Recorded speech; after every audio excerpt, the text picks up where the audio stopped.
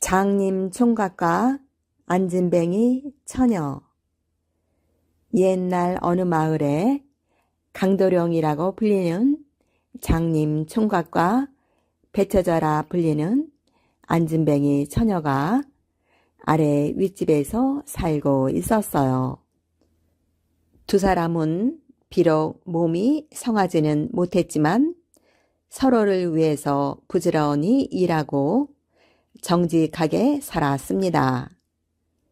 장님 총각은 다리를 못 쓰는 안진뱅이 처녀의 다리 구실을 해 주었습니다. 안진뱅이 처녀도 앞을 못 보는 장님 총각의 눈 구실을 해 주었지요. 배처자, 내일 우리 읍내 장터에 가지 않겠어요? 저는 장터 구경을 할 수 있어서 좋겠지만 강도령이 힘들 텐데요. 괜찮아요. 비록 앞은 못 보지만 두 다리만은 튼튼하니까요. 그러니 걱정 말고 우리 내일 같이 가요. 다음 날 아침 장님 총각과 안진뱅이 처녀가 장에 가기 위해 만났습니다. 장님 총각의 허리춤에는 집신이 10켤레나 매달려 있었지요. 안진뱅이 처녀가 물었어요. 강도령, 집신은 왜 이리 많이 가져왔어요? 장터에 가서 집신을 팔아서 맛이 있는 장국밥을 사 먹으려고요. 장국밥 사 먹을 돈은 내게도 있는걸요. 자, 서둘러 떠납시다. 그렇게 해서 두 사람은 길을 떠났습니다. 장님 총각이 안진뱅이 처녀를 얻고 얼마쯤 걸어가자 개울이 나타났어요. 개울에는 징검다리만 있었죠. 안진뱅이 처녀가 말했습니다. 강도령, 어떻게 하면 좋죠? 징검다리 뿐인걸요. 배처자, 개울물은 깊은가요? 얕은가요? 안진뱅이 처녀가 장님 총각의 등 위에서 개울물을 내려다 보았습니다. 다행히 물은 그리 깊지 않았지요. 막대기만 있으면 잘 건너갈 수 있을 것 같아요. 장님 총각은 안진뱅이 처녀의 도움으로 지팡이를 짚고 서로 도와가며 무사히 징검다리를 건너갔습니다. 개울을 무사히 건넌 두 사람은 또다시 평평한 길을 걸어갔어요. 장님 총각의 이마에서는 땀이 뚝뚝 떨어졌습니다. 안진뱅이 처녀는 안타까운 생각이 들었지요. 그래서 잠시 쉴 만한 곳을 찾아보았어요. 강도령, 저기 오른쪽 길로 가면 시원한 나무 그늘이 있어요. 배처자도 덥지요? 그럼 우리 나무 그늘 밑에서 쉬었다 가기로 합시다. 두 사람은 나무 그늘 밑에 앉았습니다. 시원한 바람이 땀을 식혀 주었어요. 아, 땀이 식으니까 시원한 물 한 모금이 생각나네요. 장님 총각은 마른 침을 꿀꺽 삼켰어요. 안진뱅이 처녀도 목이 말랐지요. 그럼 어디 샘물이라도 있는지 제가 한번 찾아볼게요. 안진뱅이 처녀는 사방을 두리번거렸습니다. 마침 숲이 있는 쪽을 바라보았죠. 멀지 않은 곳에 작은 샘물이 보였어요. 아, 강도령 찾았어요. 저쪽에 샘물이 있어요. 그럼 어서 엎혀요.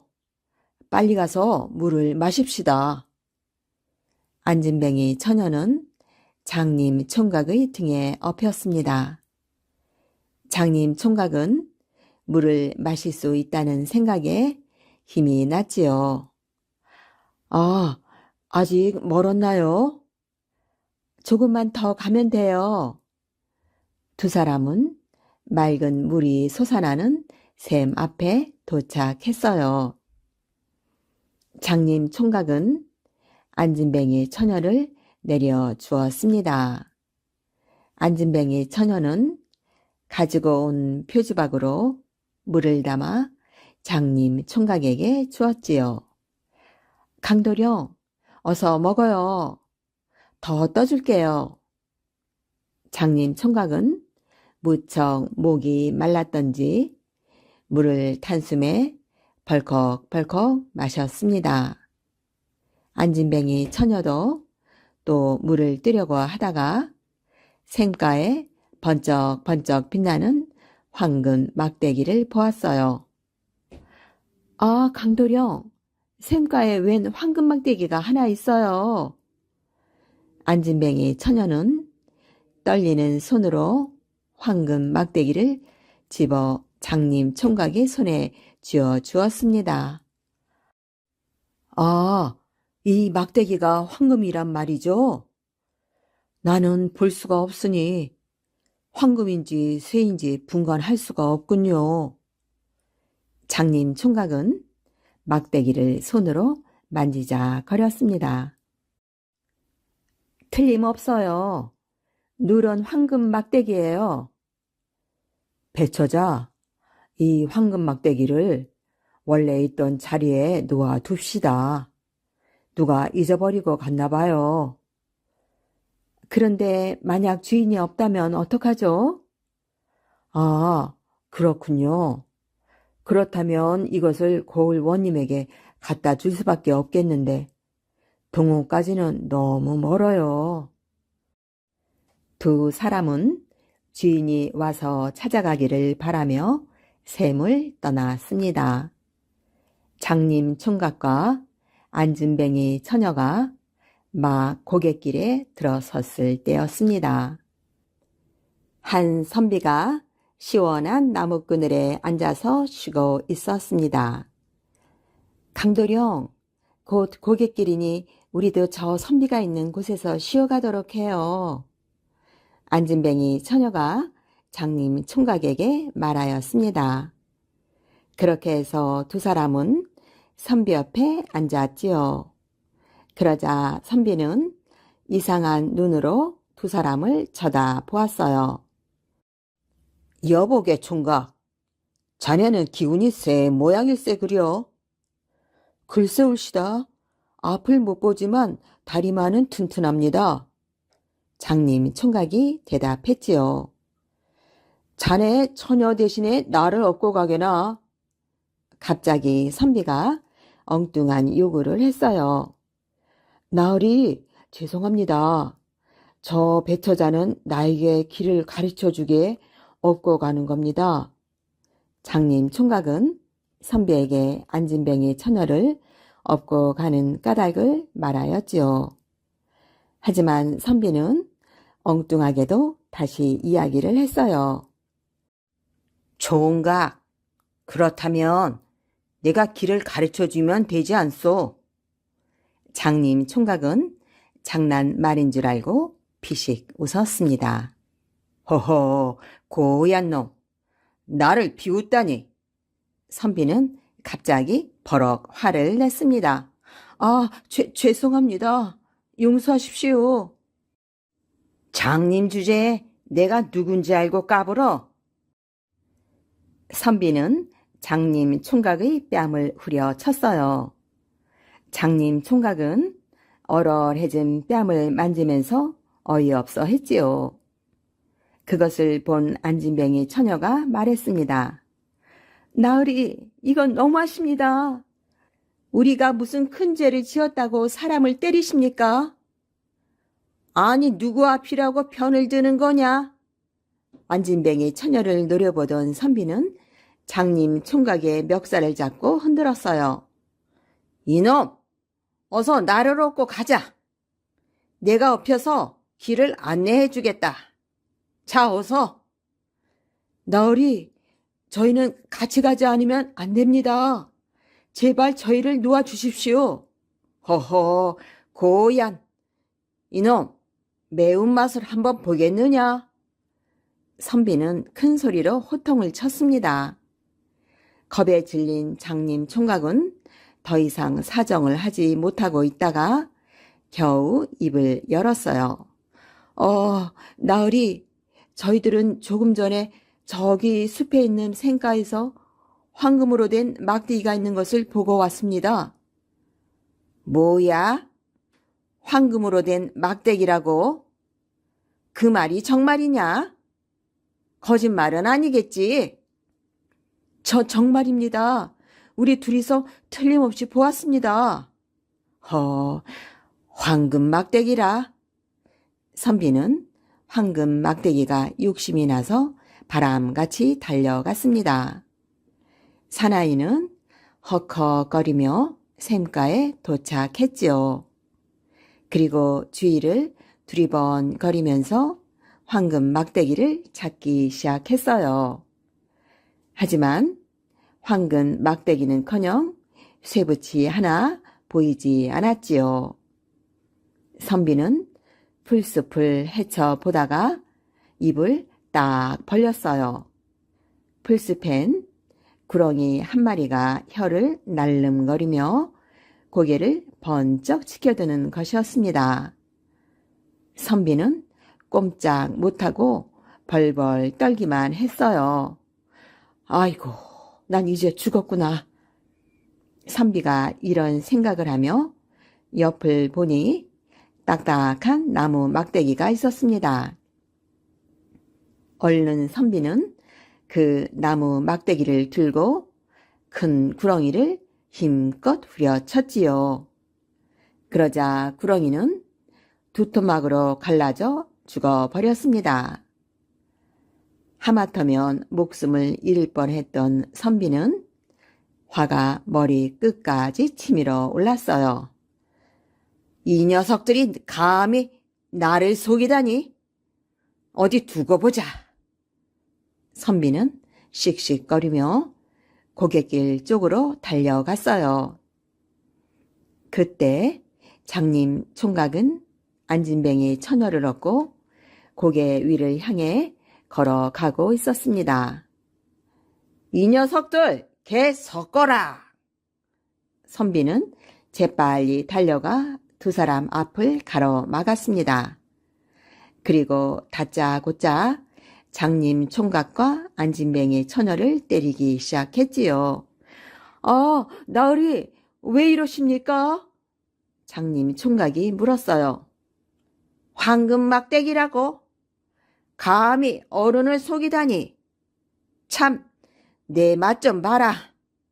선비는 매질을 그치지 않았어요.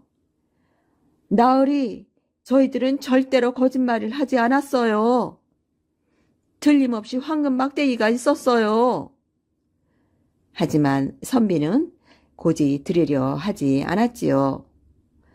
나으리, 그동안에 누가 가져갔을 리도 없고 저희하고 같이 가봅시다. 이 못난 것들아, 너희들이 나가 구렁이 구경이나 실컷 하거라. 선비는 투덜거리며 가버렸어요. 장님 총각과 안진뱅이 처녀는 억울하기 그지 없었습니다. 그래서 다시 샘으로 가보았지요. 안진뱅이 처녀는 생가에서 번쩍번쩍 빛나는 황금 막대기가 두 동강이 나서 부러져 있는 것을 보았어요. 강도령, 황금 막대기가 두 동강에 나 있어요. 안진뱅이 처녀는 너무 놀라 장님 총각에게 달려가려고 하였습니다. 바로 그때 갑자기 다리가 펴지면서 마음대로 걸을 수 있게 되었어요. 뭐라고요? 황금 막대기가 부러졌다고요? 장님 총각이 소리쳤습니다. 그러자 그 순간 눈이 번쩍 떠지면서 모든 것을 볼 수 있게 되었어요. 황금 막대기를 보고서도 남의 것을 탐내지 않은 아름다운 마음씨 덕분에 안진뱅이 처녀는 움직일 수 있게 되었고 장님 총각은 눈을 뜰 수 있게 되었던 것입니다. 그 뒤 서로 의지하던 두 사람은 결혼해서 오래도록 행복하게 잘 살았답니다.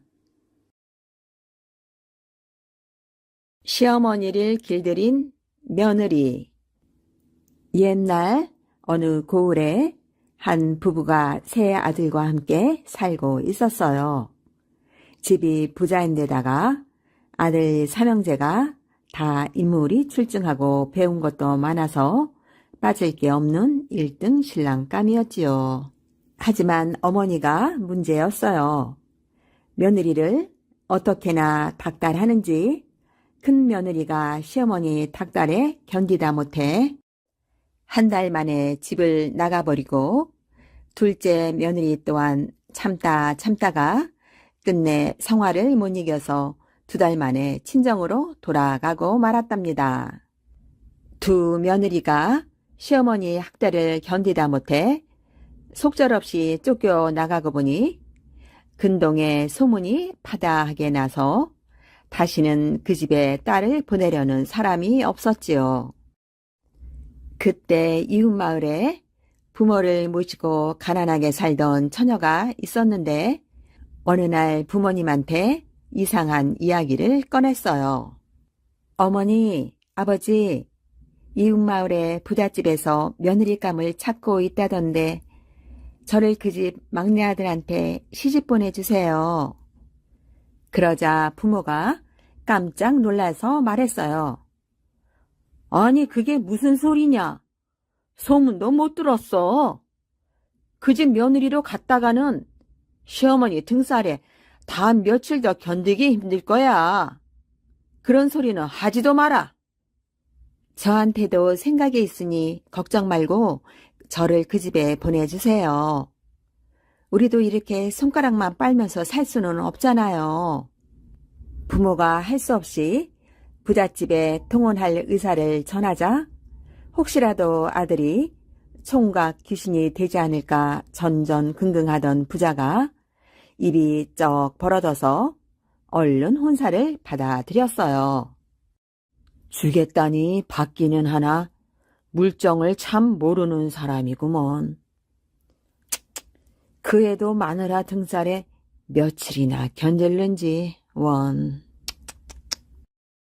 잊고 약속한 날이 되어 부자 아들과 가난한 처녀는 정식으로 혼례를 치르고 부부의 인연을 맺었어요.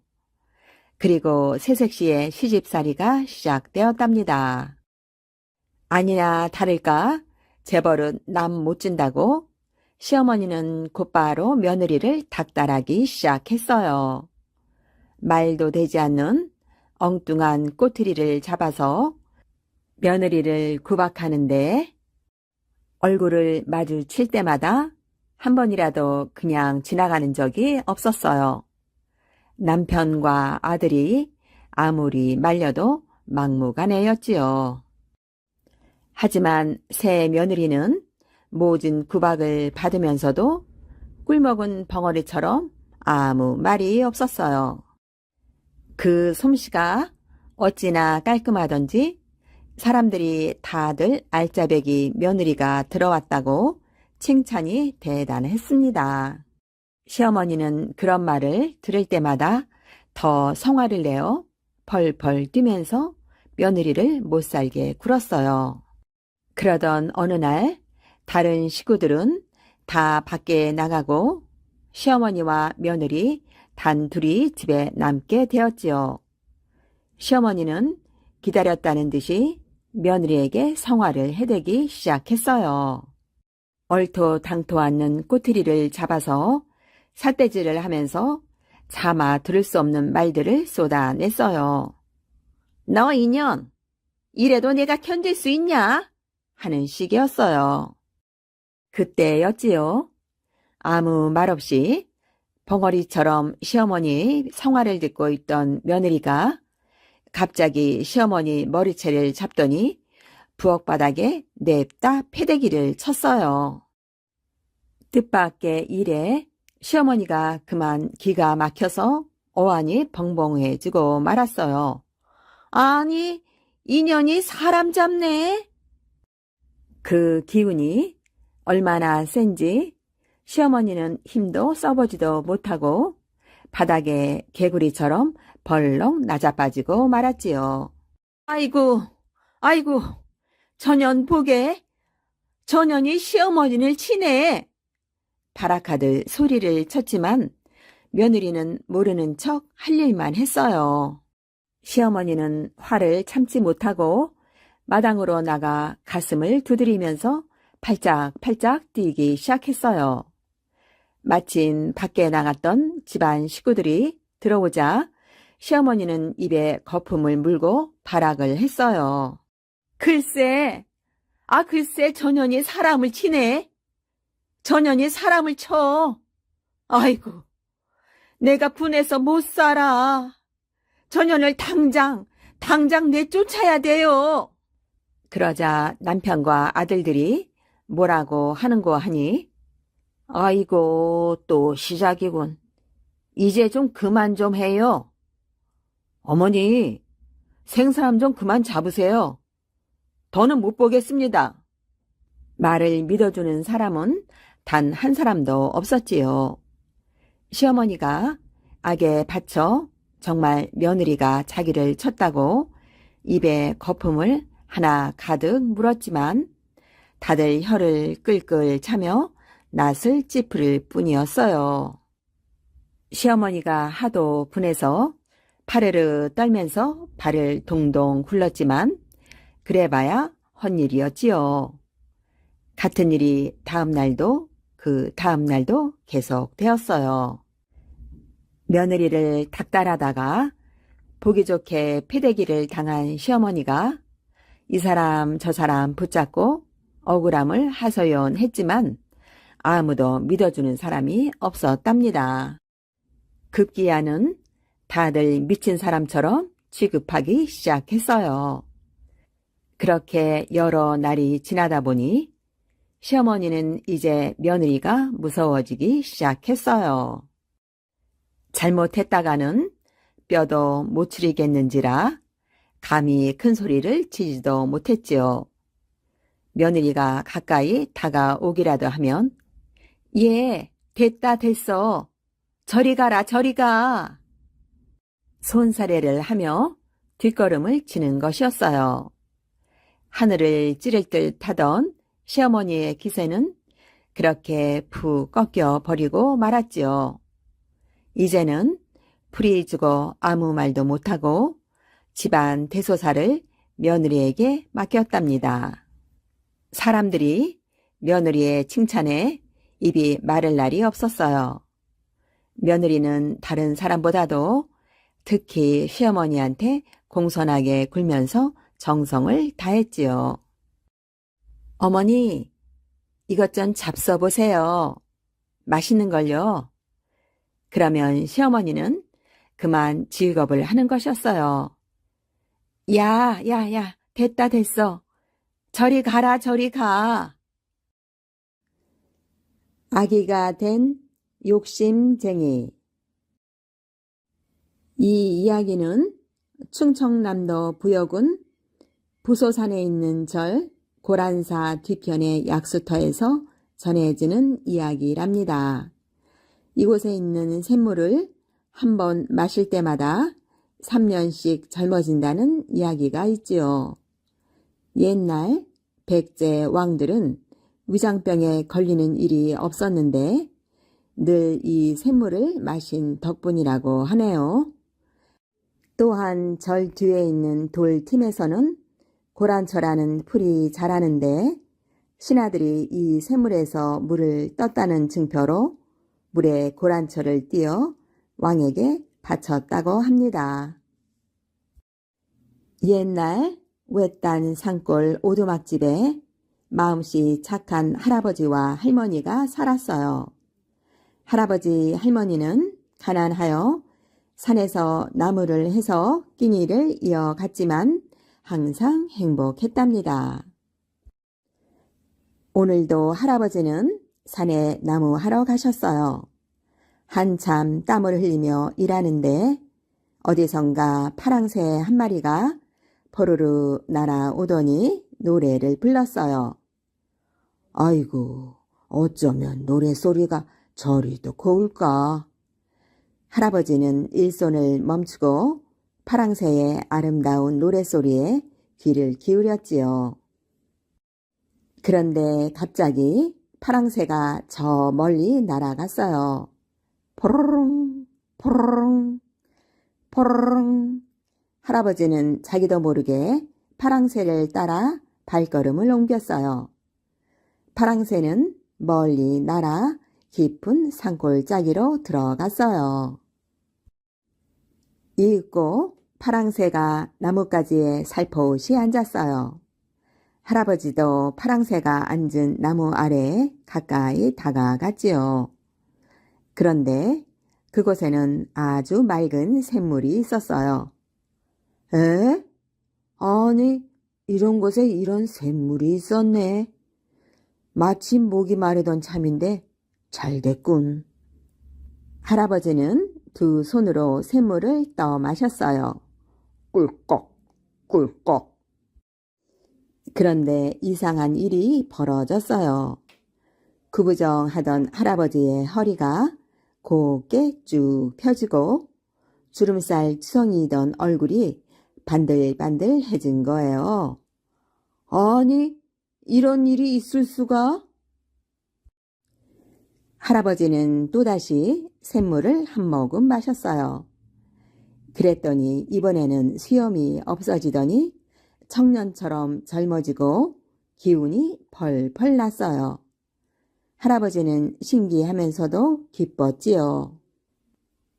할아버지는 얼른 집으로 돌아가 할머니를 불렀어요.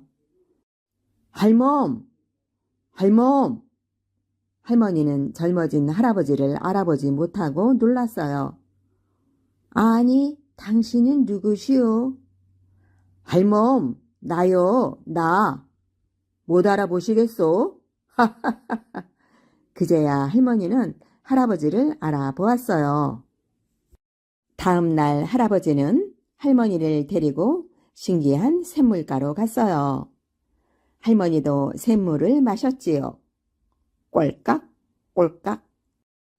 그러자 할머니도 젊은 새색시로 변했어요. 어머나, 정말 내 모습이 새색시로 변했어요. 신기한 샘물 덕분에 젊어진 할아버지와 할머니는 행복했어요. 할아버지가 사는 마을에는 욕심쟁이 최영감이 있었어요. 최영감은 소문을 듣자마자 할아버지와 할머니를 찾아왔지요. 신기한 샘물이 있는 곳을 알려주시오. 그러자 할아버지가 걱정스러운 듯 말했어요. 그거야 어렵진 않지만 물을 너무 많이 먹으면 큰일 나요. 하지만 최영감은 할아버지의 말을 귀 기울여 듣지 않았어요. 욕심쟁이 최영감은 곧바로 신기한 샘물이 있는 곳으로 달려갔어요.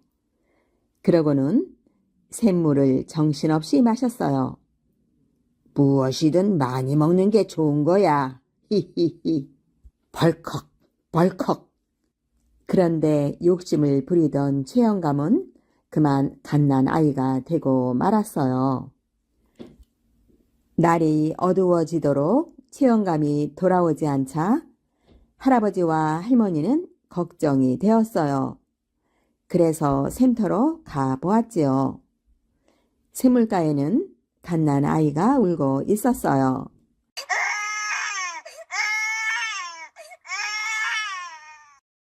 아니, 이건 최영감의 옷이 아니오? 욕심 부리다가 갓난 아이가 되어버렸군. 마음씨 착한 할아버지와 할머니는 갓난 아이가 된 최영감을 집으로 데리고 왔어요. 할아버지, 할머니는 최영감을 아들처럼 기르면서 오래오래 행복하게 살았답니다. 넘치는 것은 부족한 것만 못하다는 옛말을 그대로 보여주는 이야기입니다. 마른 목을 축일 정도만 샘물을 마신 할아버지는 뜻하지 않게 젊어지고 더 젊어지기 위해 욕심을 부리던 최영감은 결국 갓난아이가 되어버립니다. 할아버지가 충고했듯이 조금만 마셨으면 좋았을 텐데 무엇이든 많은 게 좋다며 욕심을 부린 게 잘못이었지요.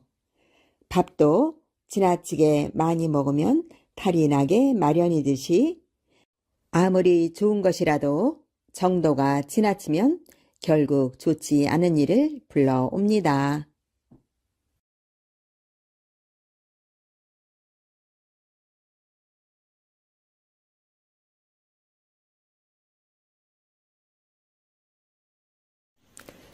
두꺼비 신랑. 옛날 어느 마을에 금실이 아주 좋은 부부가 살았습니다. 그런데 이 부부에게는 한 가지 걱정거리가 있었습니다. 슬하에 자식이 없는 것이었습니다. 못난이 자식이라도 하나 있었으면 좋으련만. 그러게 말이에요. 그러던 어느 날 부인이 아기를 가졌습니다. 여보, 제가 아기를 가졌어요. 뭐요? 그게 정말이요? 남편은 뛸 듯이 기뻐했습니다. 얼마 뒤 아기가 태어났습니다. 아니, 여보, 아기가 두꺼비를 닮았구려. 남편은 크게 실망했습니다. 부인이 말했습니다. 못난이라도 좋으니 자식이 있었으면 좋겠다고 하지 않으셨어요? 아무리 못났더라도 이 아기는 우리 자식이에요.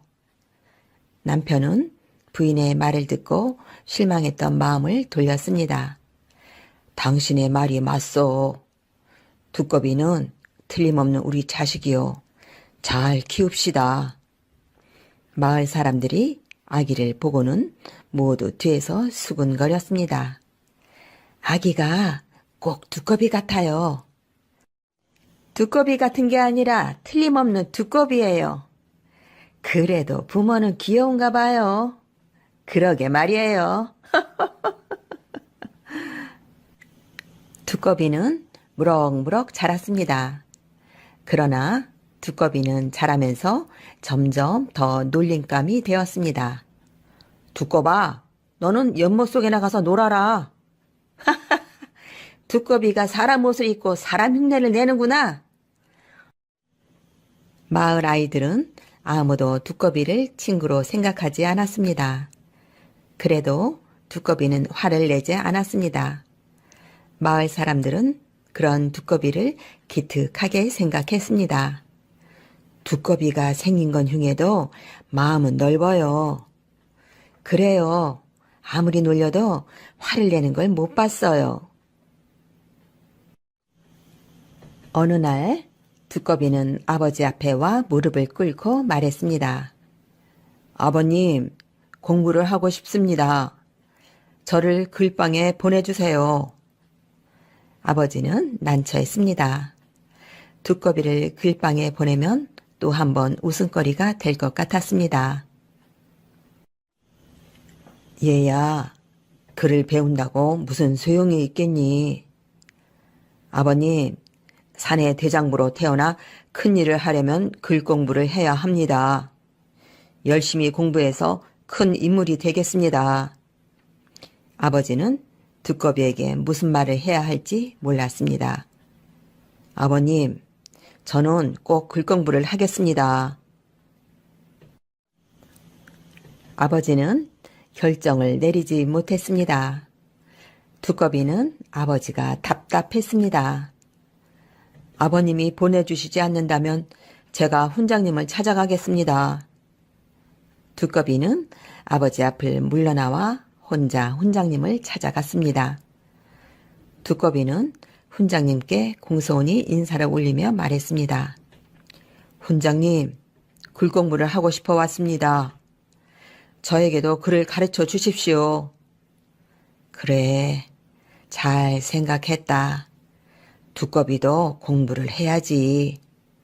훈장님은 두꺼비의 청을 쾌히 들어주셨습니다. 고맙습니다, 훈장님.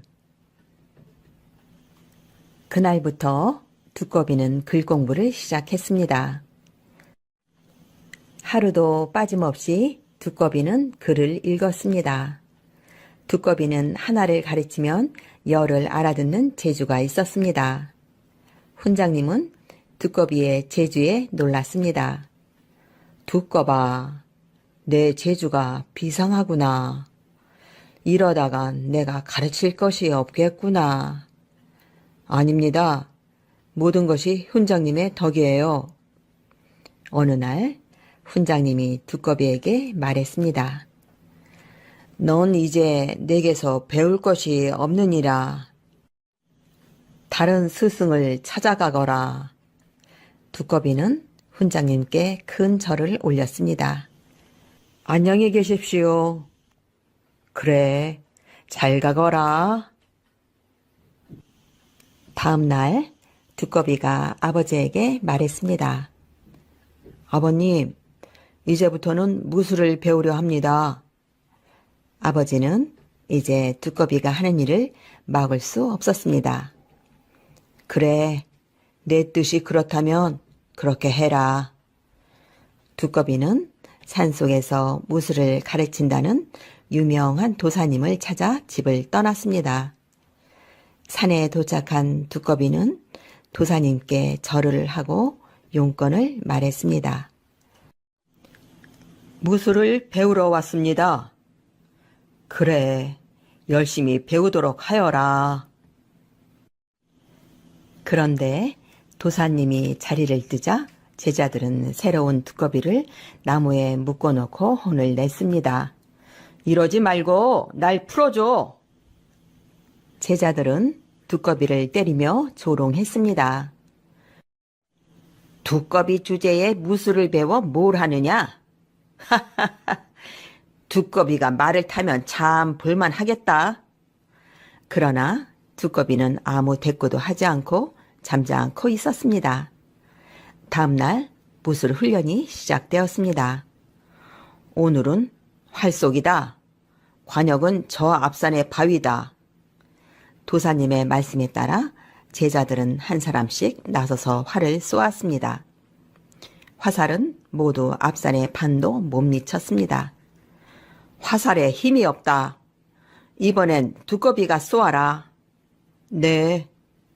두꺼비는 힘껏 활시위를 당겼습니다.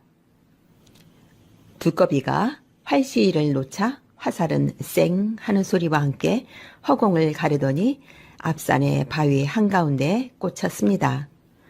아니, 저 두꺼비 녀석 웬 힘이 저리 센가? 제자들은 놀라 입을 다물지 못했습니다. 두꺼비는 말타기, 활쏘기, 창 던지기 등 무엇이든지 가르쳐주면 그날로 익숙하게 했습니다. 두꺼비의 무술 솜씨는 날마다 늘었습니다. 어느 날 도사님이 두꺼비를 불렀습니다. 두꺼봐, 이제 산을 내려가거라. 네? 무슨 말씀이세요? 왜 절더러 산을 내려가라 하십니까? 넌 이 산에서 더 배울 것이 없느니라. 두꺼비는 산을 떠나 집으로 돌아왔습니다. 아버님, 어머님, 그동안 안녕하셨는지요? 오, 그래. 무술을 많이 배웠느냐?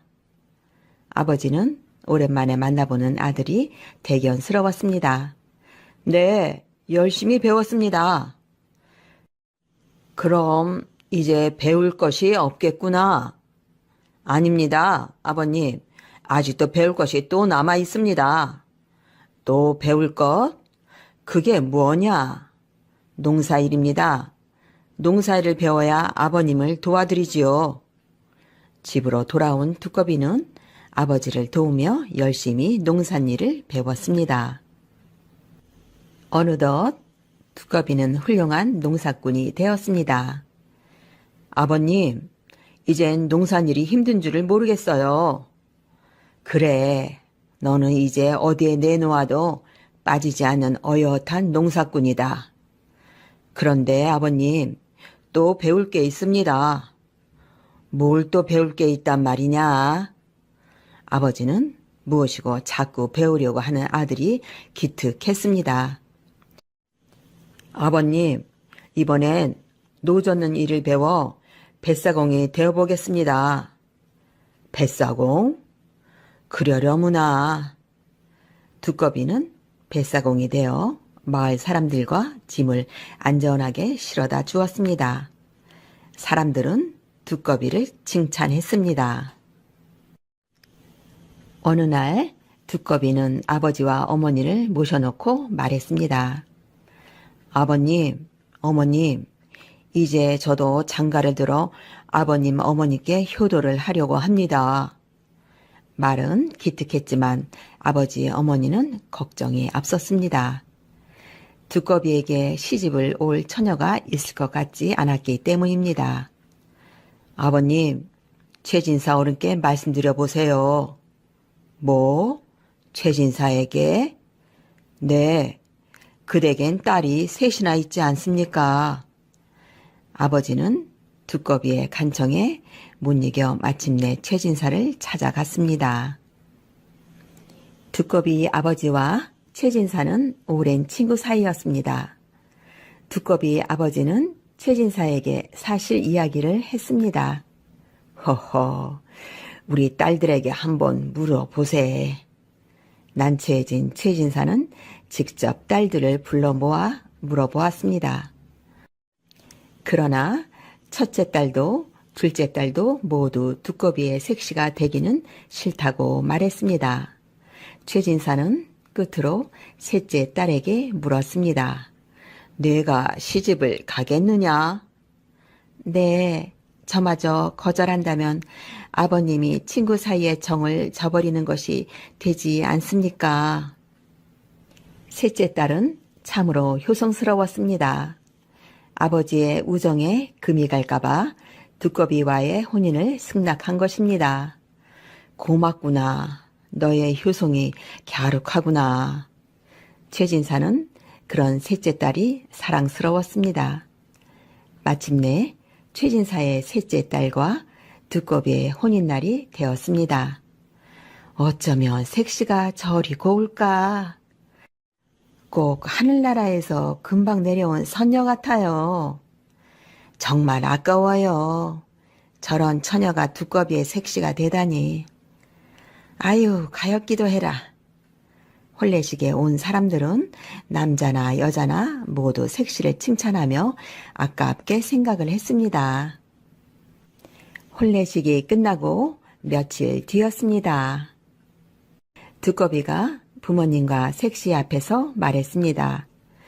아버님, 어머님, 한양을 다녀오겠습니다. 무슨 일로 한양을 가려느냐? 아버지가 물었습니다. 아버님, 과거를 보려 합니다. 아버지는 또 한숨이 나왔습니다. 두꺼비가 과거를 본다면 사람들이 얼마나 웃겠습니까?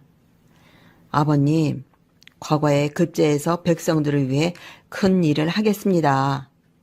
두꺼비의 말에 아버지는 할 말이 없었습니다.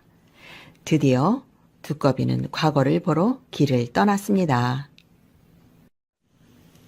두꺼비는 부지런히 한양으로 말을 몰았습니다. 집을 떠난 지도 벌써 며칠이 지났습니다. 어느 날 두꺼비가 아주 험한 고개를 넘어갈 때였습니다. 개 섞어라! 갑자기 고함 소리가 들리더니 험상궂게 생긴 사나이들이 나타나 길을 막았습니다. 어디로 가는 놈이냐? 한양으로 과거를 보러 가는 사람이요. 하하하, 노자가 두둑한 선비란 말이지. 그때 한 사나이가 두꺼비를 가리키며 말했습니다. 아니, 이건 두꺼비 아냐? 뭐? 두꺼비? 사나이들은 신기한 듯 두꺼비를 바라보았습니다. 그러더니 큰 소리로 웃기 시작했습니다. 두꺼비가 과거를 보러 간다고? 사나이들은 웃음을 참지 못하며 소리쳤습니다. 야, 이 두꺼비 놈아, 어서 가진 거 다 내놓지 못할까? 두꺼비는 천천히 말에서 내렸습니다. 내 놈들은 산적들이구나. 버릇을 고쳐주겠다. 두꺼비는 칼을 빼었습니다. 에이! 두꺼비의 칼이 번개처럼 허공을 갈랐습니다. 잠시 뒤 산적들은 모두 땅에 쓰러졌습니다. 두꺼비는 다시 길을 떠났습니다. 며칠 뒤 두꺼비는 한양에 도착했습니다. 두꺼비가 한양 거리로 들어오자 사람들은 모두 두꺼비를 보고 웃었습니다. 하하하하, 두꺼비가 갓을 쓰고 말을 탔네. 제법 의젓하구나. 저렇게 하고 어딜 가는 것일까? 과거를 보러 가시나? 어린아이들은 재미있다는 듯 손가락질을 하며 뒤를 따라봤습니다. 그래도 두꺼비는 조금도 화를 내지 않고 묵묵히 과거 시험장으로 말을 몰았습니다. 꼭 장원급제 하리라. 과거 시험장은 나라 안에서 모인 내노라 하는 선비들로 가득했습니다. 여기서도 두꺼비는 사람들의 따가운 눈총을 받았습니다. 점잖은 선비들이라 놀려대지는 않았지만 두꺼비를 볼 때마다 모두 눈살을 찌푸렸습니다. 드디어 시험이 다 끝나고 합격자 발표가 있었습니다. 장원, 두꺼비. 사람들은 깜짝 놀랐습니다. 뭐? 두꺼비가 장원을? 아니, 여기 모인 선비들이 두꺼비만도 못하다는 말인가? 뭐가 잘못된 거 아니야? 자자자, 모두들 조용히 하시오. 사람들은 모두 한마디씩 했습니다. 그러나 장원을 차지한 이는 틀림없는 두꺼비였습니다. 두꺼비는 임금님 앞으로 나아갔습니다. 오, 그대가 장원을 한 두꺼비 선비요. 네, 상감마마. 임금님은 조금도 두꺼비를 이상하게 보지 않고 손수 가까이와 손을 잡았습니다. 그때였습니다. 두꺼비의 얼굴이 변하기 시작했습니다. 아니, 이럴 수가. 임금님은 놀랐습니다. 두꺼비가 의젓한 선비로 변하다니. 임금님은 두꺼비에게 말했습니다. 두꺼비 선비는 어찌된 일인지 자세히 말해보오. 네, 상감마마. 실은 저는 하늘나라 옥황상제의 신하였습니다. 그런데 잘못을 저질러 두꺼비 탈이 씌워진 채 인간 세상으로 쫓겨났습니다. 옥황상제께서 장원급제를 하기 전엔 두꺼비 탈을 벗을 수 없다고 하셨는데 이제 장원급제를 하여 두꺼비 탈을 벗게 된 것이옵니다.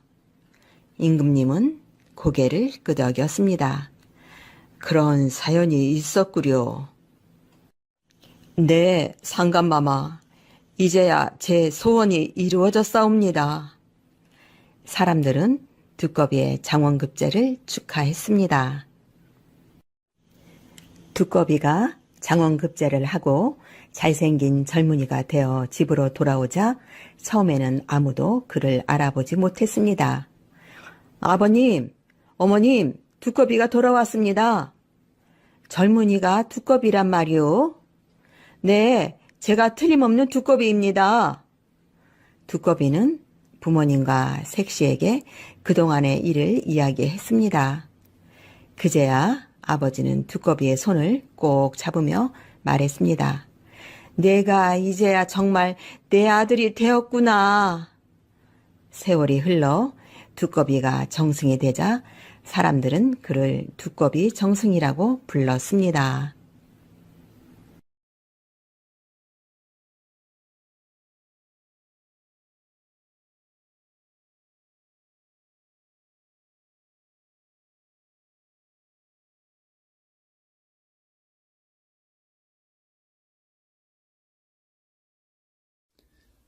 은혜 갚은 개.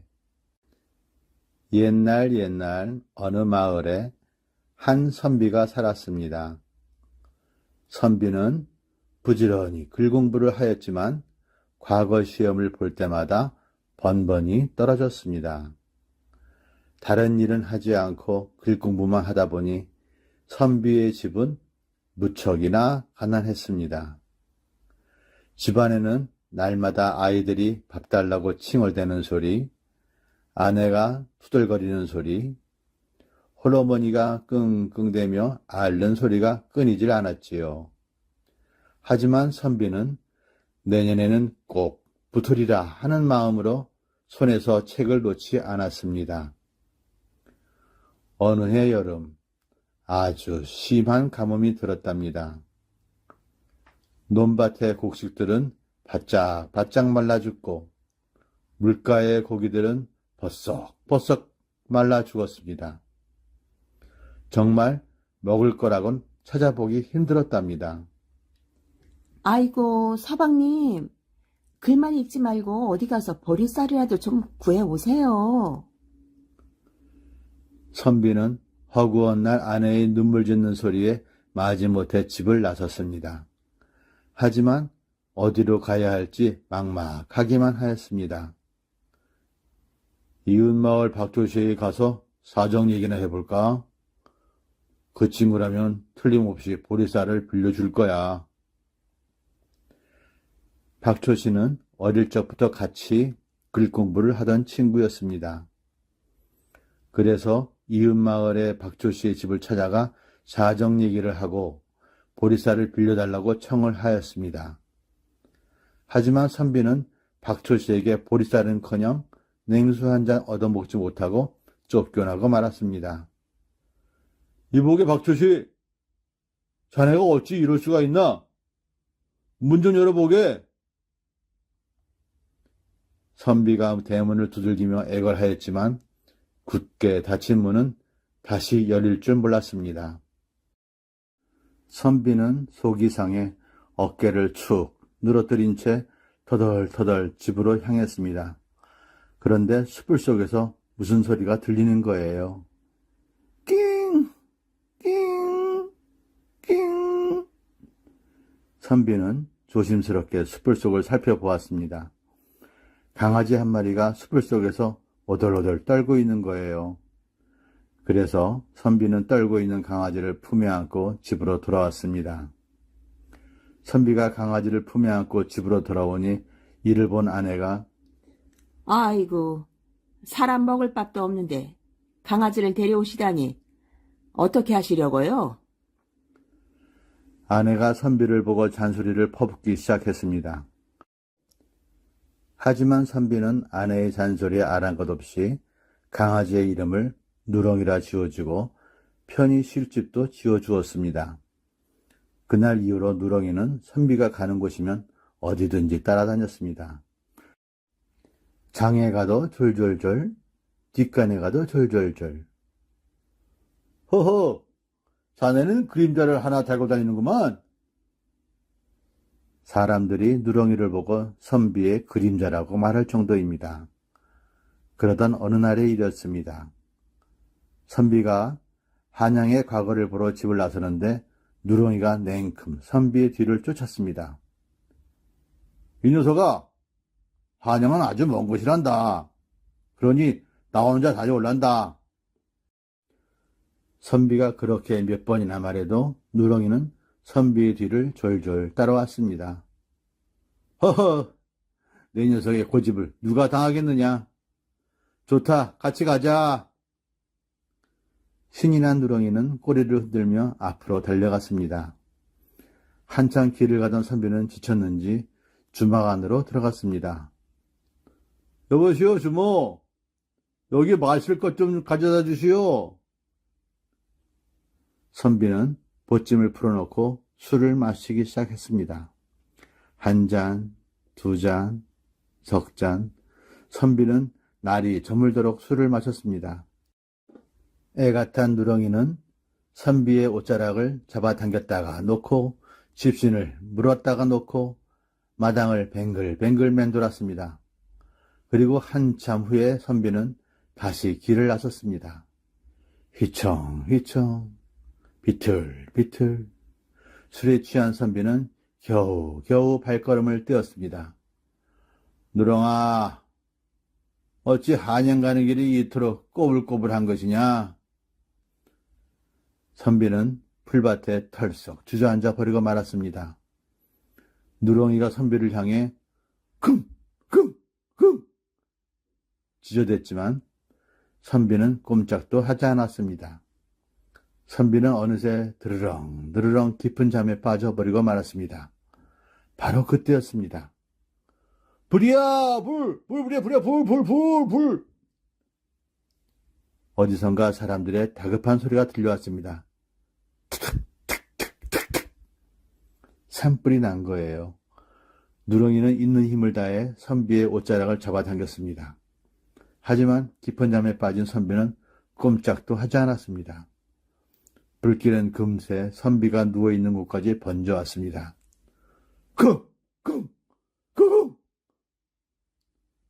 누렁이가 있는 힘껏 지져보았지만 선비는 일어나지 않았습니다. 주위를 두리번거리던 누렁이는 냇가로 달려가더니 물속으로 풍덩 뛰어들었습니다. 그리고 온몸이 흠뻑 젖은 채 선비가 있는 곳으로 돌아와 불길이 번져와 불붙은 풀밭 위를 마구 뒹굴었습니다. 치. 조금씩 불이 꺼지기 시작했습니다.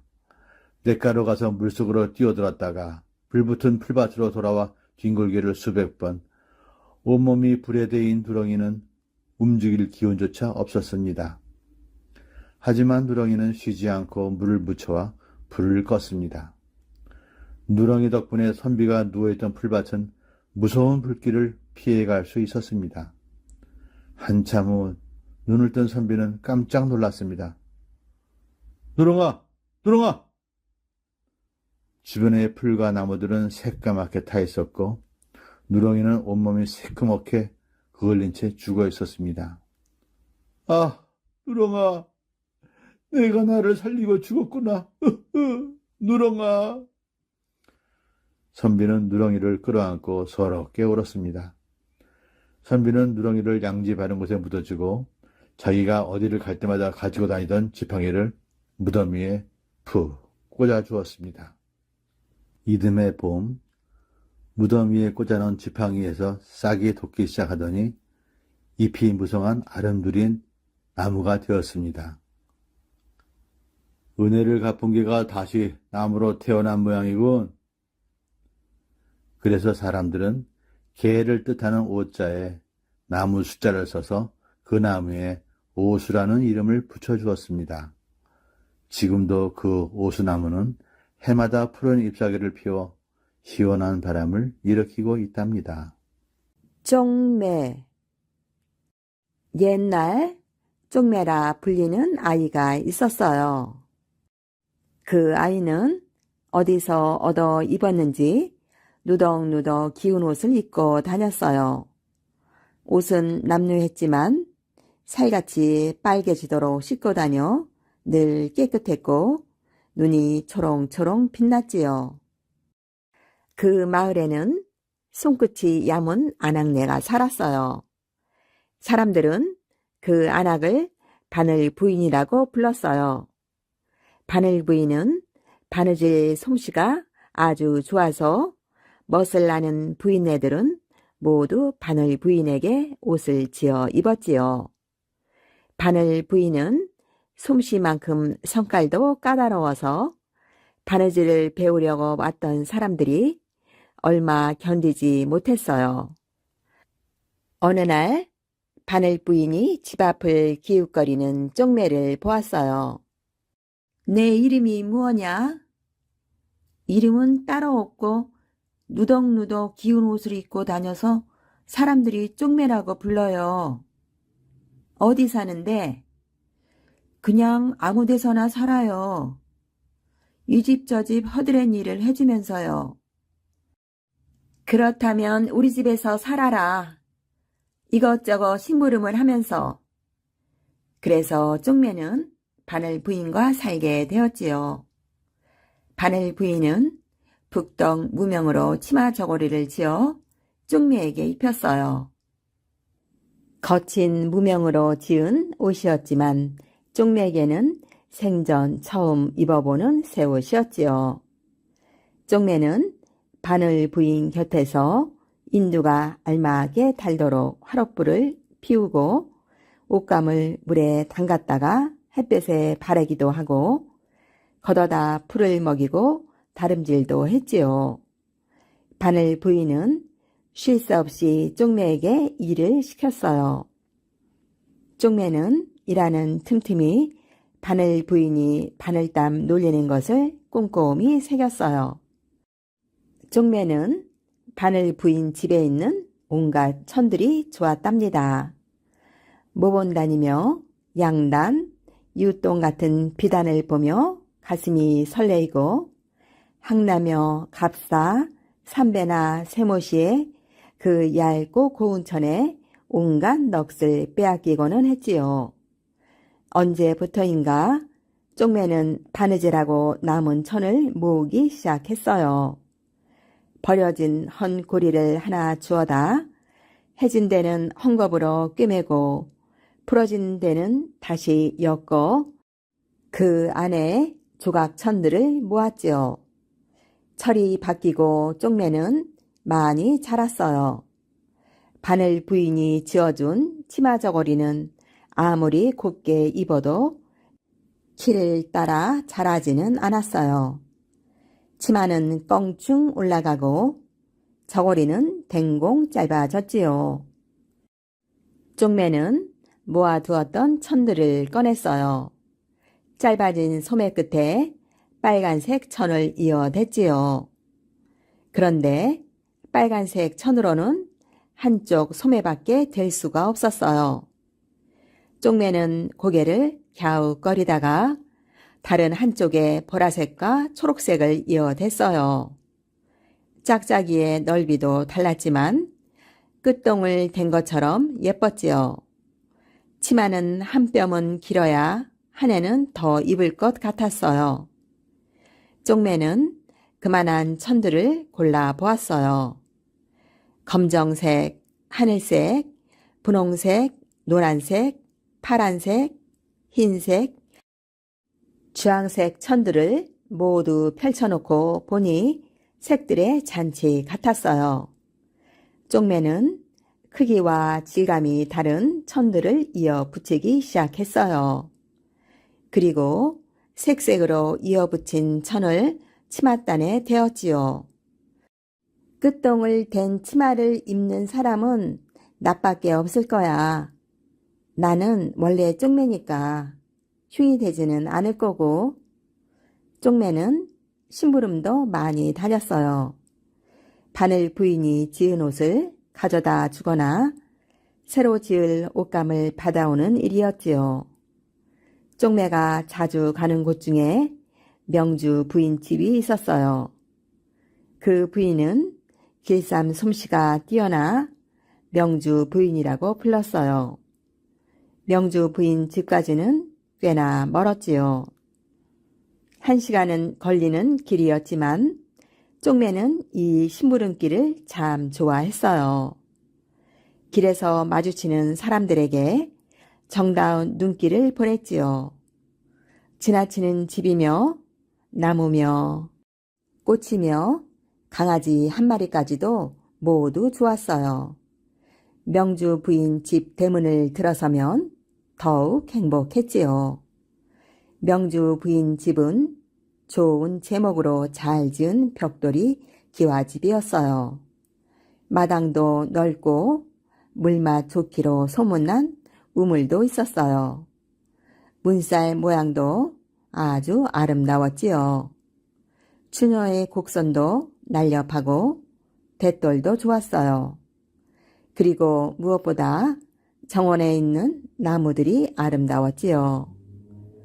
쪽매는 홀린 듯 집을 보고는 했어요. 명주 부인은 쪽매가 심부름을 오면 무언가 먹여 보내고는 했는데 어느 날은 인절미 한 접시를 내왔어요. 어제가 내 생일이었단다. 내 생각을 하고 있었는데 마침 잘 왔구나. 어서 먹어라. 쪽매는 얼른 떡을 먹지 못했어요. 왜 떡을 안 좋아하니? 맛있단다. 그런 게 아니라 죄송하지만 이 떡을 싸가지고 가면 안 될까요? 누구 줄 사람이라도 있나 보구나. 내가 좀 싸줄 테니 이건 너 먹어라. 쪽매는 명주 부인이 준 떡을 들고 어디론가 달려갔어요. 쪽매가 간 곳은 가진 건 없는 사람들이 사는 마을이었어요. 그곳의 아이들은 입성이 남녀하고 제대로 먹지 못해서 안 돼 보였지요. 그 애들이 꼭 자기 같아 쪽매는 자주 그 길로 다니고는 했어요. 쪽매는 마을로 가서 아이들에게 떡을 나눠 주었어요. 그러다 그곳 장거리에서 부성기를 파는 할머니를 보았어요. 한 대 있는 할머니가 몹시 추워 보였어요. 어깨에 두를 덮개가 하나 있으면 덜 추울 텐데.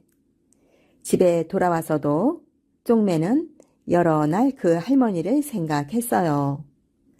어느 날 쪽매는 명주 부인 집에 가서 물었어요. 저 혹시 제게 시키실 일이 없으세요? 무슨 일이 하고 싶은데 무슨 일이든지 시키시면 하겠어요. 그래라, 할 일이야 많지. 집 안팎을 둘러보고 내가 찾아서 하려무나. 쪽매는 마루와 문틀을 닫고 물독도 채워 놓았어요. 고무신도 새 것처럼 닦아 마루 끝에 얌전히 두었지요. 자, 이만큼 했으니 품삯을 줘야지. 뭘로 주랴? 명주 부인의 말을 듣고 쪽매의 얼굴이 환해졌어요. 북덕 섬을 좀 주시면 좋겠습니다. 안 입으시는 헌옷이나 헌천하고요. 쪽매는 명주 부인에게서 얻은 것들을 보물인 양 안고 돌아왔어요. 쪽매는 그렇게 만든 어깨 덮개를 부성기 파는 할머니에게 주었어요. 늘 무릎이 시린 신기료 장수에게는 무릎 덮개를 만들어주고 아이들에게는 조끼를 만들어다 입혔어요. 쪽매는 틈날 때마다 명주 부인 집에 가서 시키거나 말거나 일을 찾아 했어요. 명주 부인은 그러는 쪽매에게 필요한 무언가를 주었지요. 쪽매는 가끔 주머니도 만들었어요. 쪽매야 가진 게 없으니 주머니가 필요치 않았지만 그래도 고운 주머니를 하나 치마 속에 차고 다니면 왠지 부자가 된 듯한 느낌이 들었거든요. 작은 주머니에 색실로 곱게 술을 넣고 매듭도 만들고 달았지요. 여름천으로는 조각보를 만들었어요. 하얗게 바른 새못이 사이에 치읓빛 생못이 조각을 넣으면 아주 운치가 있었지요. 바늘 부인이 시키는 일은 갈수록 많아졌지만 쪽매는 불평 하나 없이 쉬지 않고 일을 했어요. 그리고 잠시라도 틈이 나면 조각천으로는 온갖 것들을 만들어 봤어요. 명주 부인은 쪽매가 만드는 그런 조각부치들을 아주 좋아했지요. 그러던 어느 날 심부름을 간 길에 쪽매는 명주 부인에게 어려운 부탁을 했어요. 좋은 옷감을 좀 넉넉히 주실 수 있으신지요? 무엇을 만들려고? 감은 얼마나 필요한데?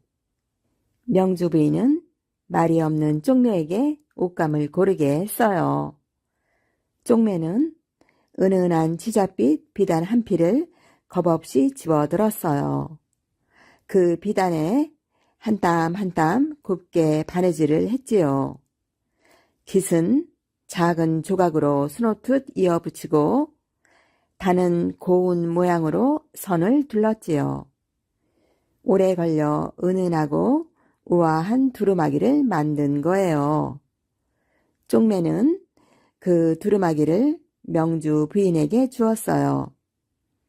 그날이 명주 부인의 생일이었거든요. 아니, 이 두루마기를 내가 지었다고? 이거야말로 세상에서 가장 아름다운 옷이로구나. 명주 부인은 얼굴 가득 웃음을 담고 쪽매를 보았어요. 쪽매는 명주 부인의 아름다운 집을 볼 때마다 이 집을 그려 남길 수는 없을까 생각했어요. 철 따라 바뀌는 집의 아름다움을 조각천으로 그려내고 싶었지요. 고되게 일을 하면서도 틈틈이 천들을 모으고 머릿속으로는 그림을 그렸어요. 머릿속에 그림이 완성되자 쪽매는 바느질을 시작했어요. 바늘 부인이 시키는 일을 마치고 난 다음에 하는 일이라 아주 조금씩밖에 못했지만 꾸준히 조각천을 이어갔지요. 많은 날 잠자는 시간을 줄이고 밥 먹는 시간을 아꼈지요. 그러면서 쪽매의 몸도 점점 쇠약해져 갔어요. 한 달이 가고 뒤에가 가고 시간이 많이 흘렀어요. 명지 부인은 점점 쪽매를 보기 어려워졌어요. 오래 기다렸지만 쪽매는 오지 않았어요. 명주 부인은 더 이상 기다릴 수가 없어서 바늘 부인을 찾아갔지요. 그 애는 여기 없습니다. 반장님이 돼 바늘기도 낄 수 없어 내보냈어요. 바늘 부인의 말이 바늘 끝이 되어 명주 부인의 가슴을 찔렀어요. 명주 부인은 쪽매를 찾아다니기 시작했어요. 내가 진작 그 아이를 거뒀어야 했는데. 친척 하나 없는 쪽매가 아픈 몸으로 어딘가 헤매고 있다고 생각하니 자식 하나를 잃은 듯 가슴이 아팠어요. 누가 쪽매라는 아이를 못 보았나요? 앞을 잘 못 보는 아이인데. 보는 사람들마다 쪽매를 묻고 다녔지요. 명주 부인의 정성이 하늘에 닿았을까요? 어느 날 변두리 사는 아이가 명주 부인에게 말했어요. 우리 마을 산지기 할아버지 집에 앞을 잘 못 보는 누나가 있대요. 명주 부인은 아이가 말한 집으로 달려갔어요. 그곳에 그토록 보고 싶었던 쪽매가 있었지요. 명주 부인은 쪽매를 데리고 왔어요. 잘 먹이고 잘 쉬게 하자 기운도 차리고 눈도 차츰 나아졌지요. 어느 날 명주 부인은 쪽매를 어떤 방으로 데려갔어요. 그 방에는 이제까지 쪽매가 만들어 사람들에게 나누어준 쪽매 부치들이 모두 있었어요. 아니, 이것들이 어떻게 여기 있지요? 내가 이것을 나눈 사람들한테 10배 값을 치르고 모았단다. 그냥 입고 쓰다 버리기에는 아까운 것들이어서. 이런 생각과 솜씨를 가진 사람이 어디 흔하겠니? 너는 참 귀한 사람이다. 천이야 여기 많으니 이제 내가 만들고 싶은 것들을 만들어 보아라. 그날부터 쪽매는 변변찮고 구색이 안 맞는 천으로 무엇을 만드는 대신 아름다움을 생각하며 이것저것 만들 수가 있었지요. 무엇보다 쪽매가 정성을 들인 일은 전에 하다만 명주 부인 집에 풍경을 그리는 일이었어요. 몇 해를 걸려 쪽매가 만들어낸 것은 거의 한 벽에 차는 커다란 이불이었어요. 세상에, 이렇게 아름다울 수가. 어떻게 이런 것을 만들 생각을 했지? 저는 이 댁에 드나들면서 감히 잠깐 동안 제가 이 댁의 사람이라는 생각을 했었습니다. 이 아름다운 집을 제 손으로 남기고 싶었어요. 쪽매는 명주 부인 집에서 무엇을 훔치기라도 한 양 머리를 숙였어요. 그래, 이 세상 것들은 모두 그것을 사랑하는 사람의 것이지. 너는 이미 오래전부터 이 집의 주인이었구나. 우리 집에 있는 모든 것들이 너에게 고마워할 게다. 쪽매가 만든 이불에는 날렵하나 경박하지 않은 기와집과 잘 가꾸어진 정원, 정감 어린 우물과 길쌈을 하는 명주 부인의 단아한 모습이 있었어요. 그것은 바느질로 만들어낸 가장 아름다운 예술품이었어요. 쪽매의 이야기는 전설이 되었지요.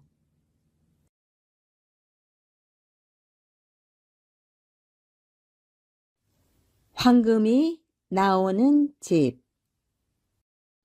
옛날 어느 마을에 이상한 집이 있었어요.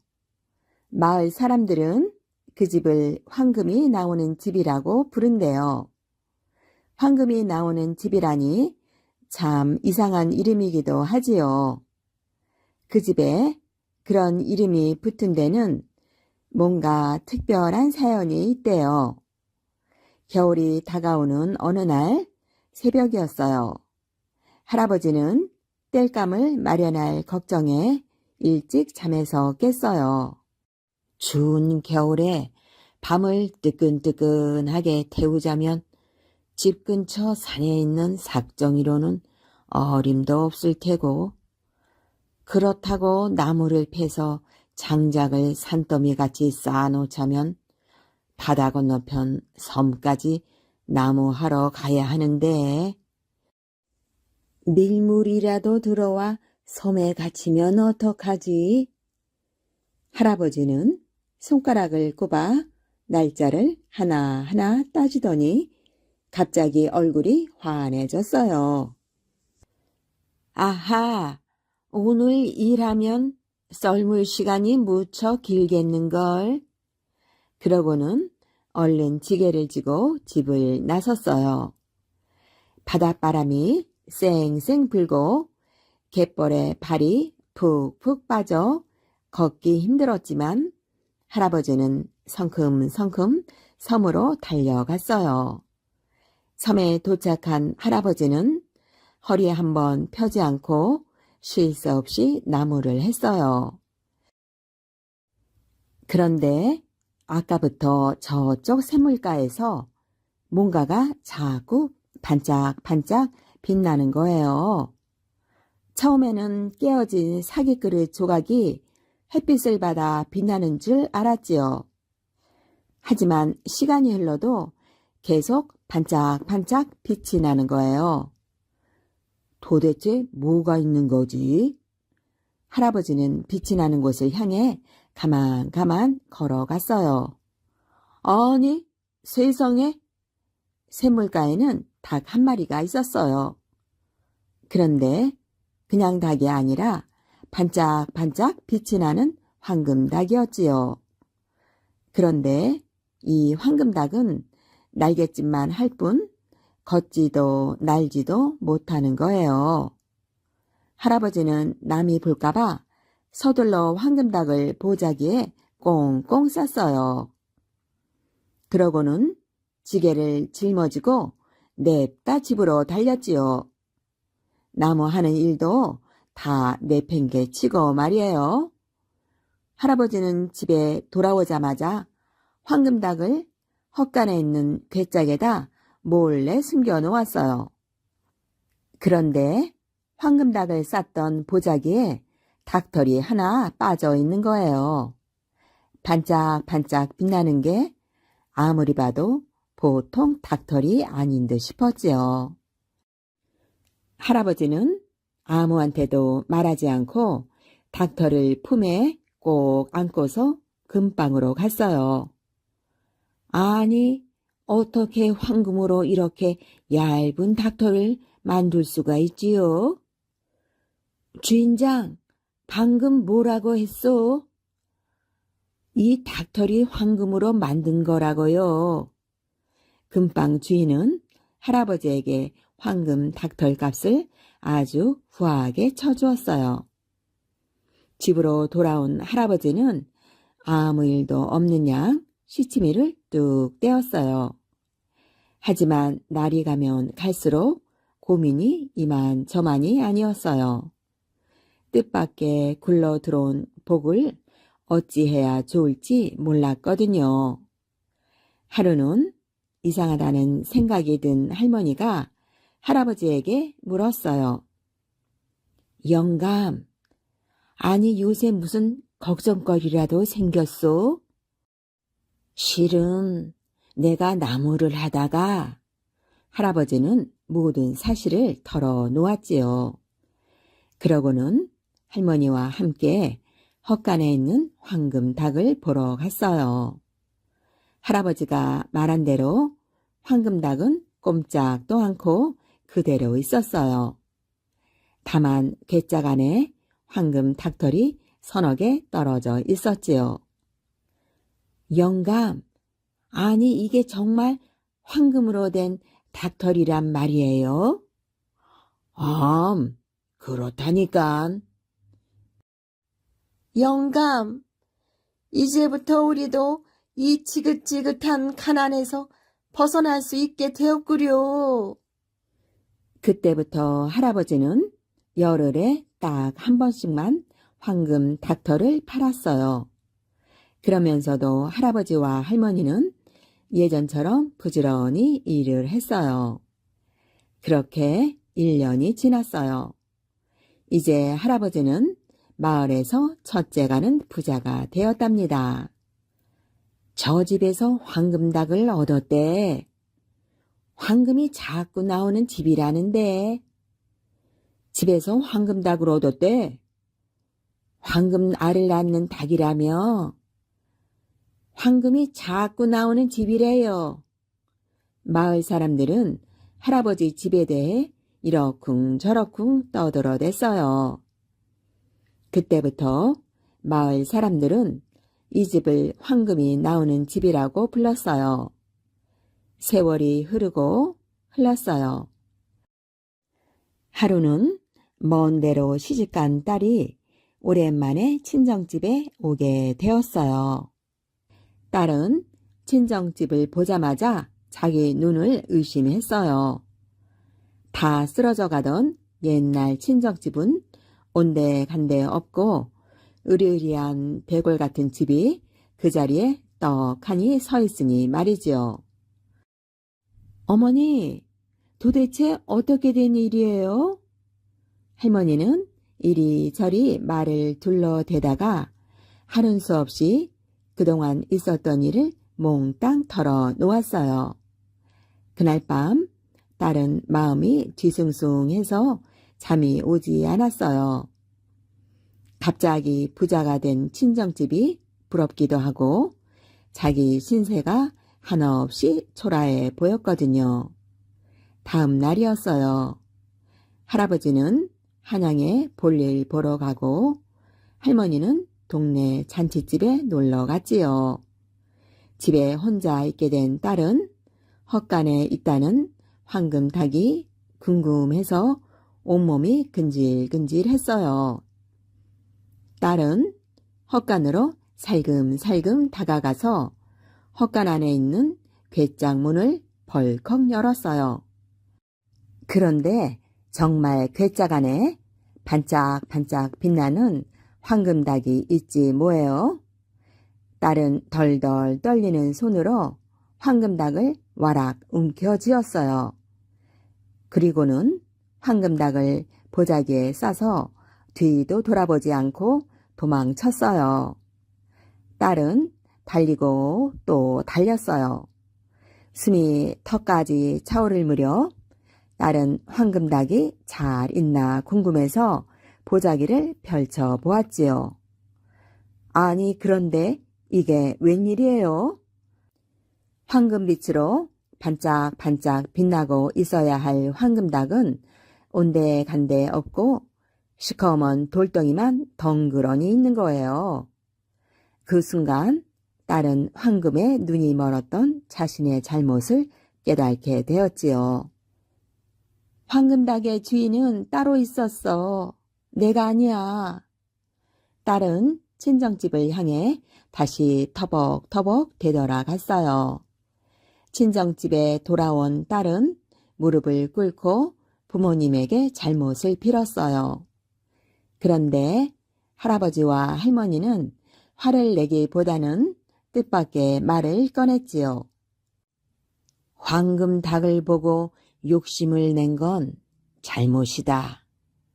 하지만 금방 뉘우쳤으니 그것으로 됐구나. 그리고 황금닭이 시커먼 돌덩이로 변한 걸 보고도 그리 놀라지 않았어요. 마을 사람들이 우리 집을 보고 황금이 나오는 집이라고 부른다는구나. 하지만 황금닭이 있다고 해서 게으름을 피운 적은 한 번도 없단다. 그러니 황금닭이 없어도 예전처럼 열심히 일하며 살면 되는 거야. 그 뒤로도 시커먼 돌덩이는 반짝반짝 빛을 내는 황금닭으로 변하지 않았대요. 하지만 할아버지와 할머니는 그동안 잘 살게 해준 것에 감사하며 그 돌덩이를 아주 소중하게 간직했어요. 자기 집으로 돌아간 딸도 욕심 부리지 않고 열심히 일하며 오래오래 행복하게 잘 살았답니다. 복받은 두 눈이. 옛날 어느 마을에 마음이 곱고 착한 두 눈이라 불리는 여자아이가 있었습니다. 두 눈이는 어릴 때부터 어머니를 졸졸 따라다니며 어머니 일을 도와주곤 했습니다. 특히 두 눈이가 어렸을 때 염소들이 태어나 두 눈이는 염소를 데려다니며 풀을 먹여서 어머니와 아버지는 종종 두 눈이를 염소엄마라고 놀려대곤 했습니다. 어머니는 그런 두 눈이가 너무 예뻐서 사랑을 듬뿍 주었습니다. 그런데 두 눈이가 어렸을 때 마을에 이상한 돌림병이 돌아 어머니가 시름시름 앓다가 그만 돌아가시고 말았습니다. 두 눈이는 어머니를 잃자 아주 몹시 슬펐습니다. 어머니가 돌아가시고 얼마도 안 지냈는데 아버지는 새어머니를 맞이했습니다. 새어머니가 집에 온 날 두 눈이는 깜짝 놀랐습니다. 새어머니는 눈이 4개나 달려있고 얼굴이 심술보가 덕지덕지 붙어있어 몹시 심술궂게 생겼습니다. 두 눈이에게는 새어머니가 마치 괴물같이 보였습니다. 게다가 새어머니는 두 딸을 데리고 들어왔는데 한 명은 눈이 하나인 동생 한눈이요. 다른 한 명은 눈이 3개인 자기보다 나이가 많은 언니 새눈이었습니다. 새어머니는 눈이 4개라 아버지와 자기 그리고 데리고 온 두 딸을 한 번에 보면서 이창견 저창견 할 것 같았고 언니 새눈이는 항상 자기를 감시하는 것 같았습니다. 그리고 동생 한눈이는 늘 자기를 보며 보챌 것 같다고 생각하니 두 눈이는 가슴이 두근거리며 온몸이 부르르 떨렸습니다. 아유, 우리 두 눈이 눈은 어찌 이리 이쁘니? 눈도 이쁘고 부지런하기까지 하니 시집은 아주 잘 간 것 같네. 허허허허허. 그래서 이리 와서 이것 좀 먹어보렴. 새어머니는 아버지 앞에서는 두 눈이를 무척 아껴주는 척 했습니다. 하지만 아버지가 안 계시기만 하면 마구 구박을 했습니다. 두 눈아, 너 아직 내가 시키니 아직도 못한 게야? 뭘 그리 꼼지락거려? 아유, 속 터져. 넌 누굴 닮아 그리 늘어 터졌냐? 꼭 지임이 닮은 게 틀림없어. 넌 내가 시킨 일을 다 못했으니 오늘 저녁은 없는 줄 알아. 두눈이는 마음속으로 생각했습니다. 어머니가 돌아가시고 저에겐 아버지밖에 없네요. 아버지, 오래오래 사셔서 늘 저를 지켜주세요. 두눈이는 일이 너무 힘들고 돌아가신 어머니가 보고 싶어 슬펐지만 새어머니의 내 눈이 자기의 마음을 훔쳐볼까봐 그런 마음을 내색할 수 없었습니다. 하지만 얼마 지나지 않아 자기의 바람은 아랑곳 없이 아버지마저 병이 들어 돌아가시고 말았습니다. 두눈이는 아버지마저 돌아가시자 하늘이 무너지는 것 같았습니다.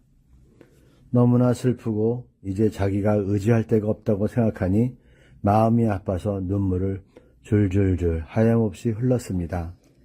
아, 이젠 아버지마저 안 계시니 난 누굴 의지하며 살아야 하나. 아버지, 어찌 이리 저를 두고 홀로 가셨나요? 전 어찌해야 하나요?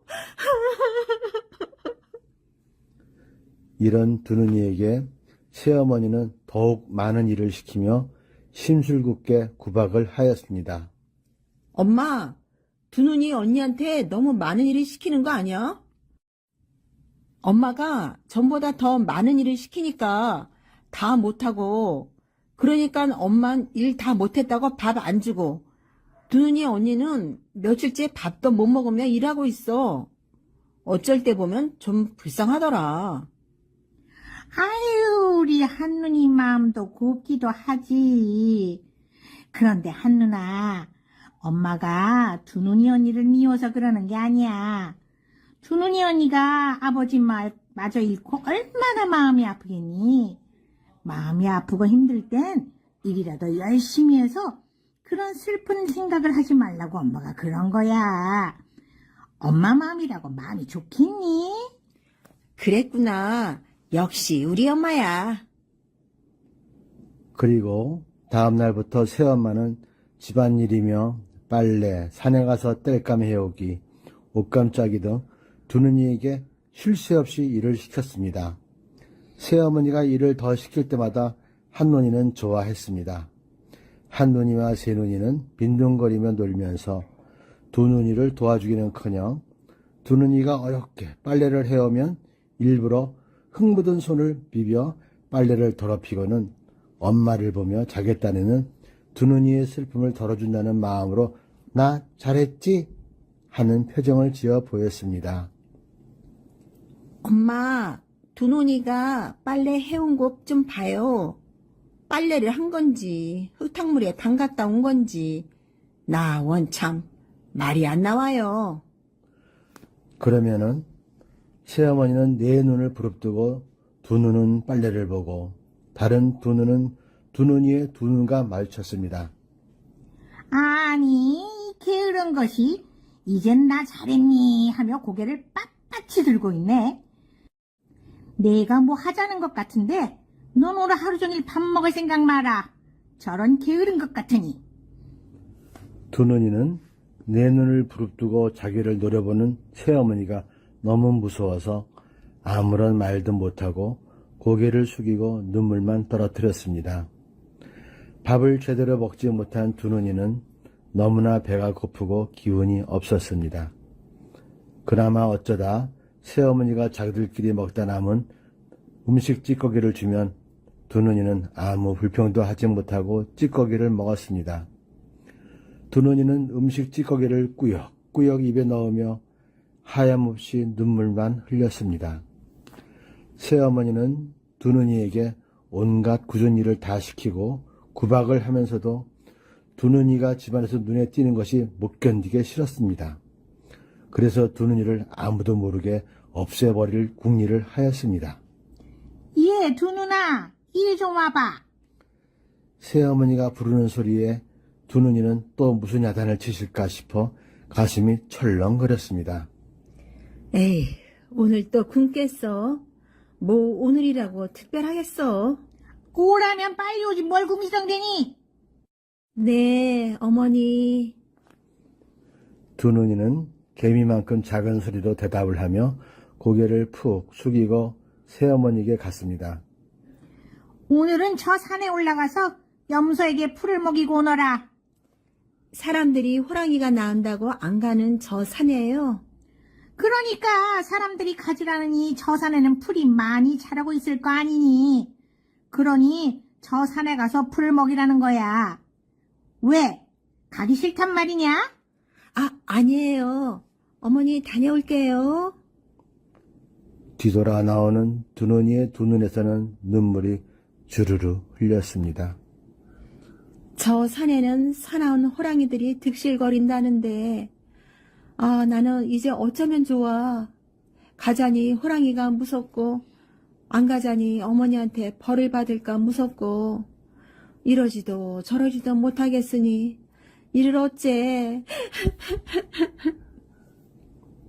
망설이던 두 눈이는 그래도 호랑이만 잘 피하면 되겠다 싶어 염소 4마리를 끌고 산으로 올라가 풀을 뜯어먹게 하였습니다.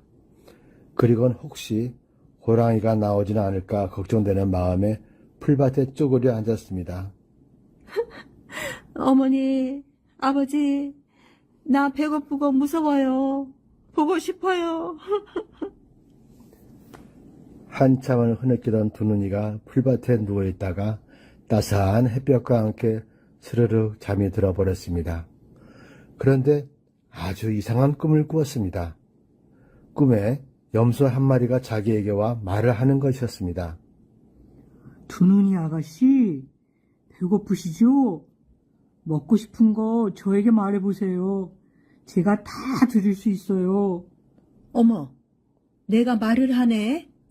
근데 무슨 소리야? 내가 먹고 싶은 음식을 어떻게 만들어주겠니?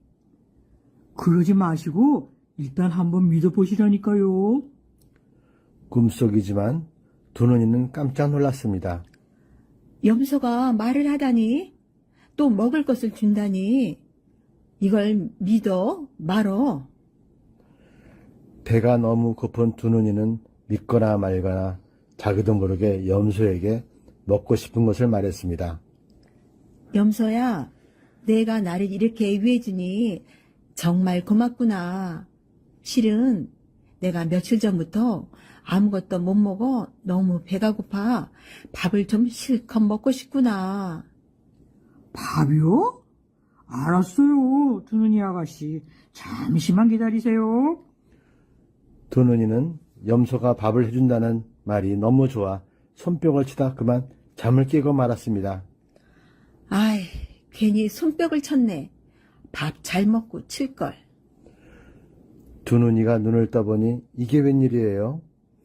잠에서 깨어나 보니 더 놀라운 일이 벌어진 거예요.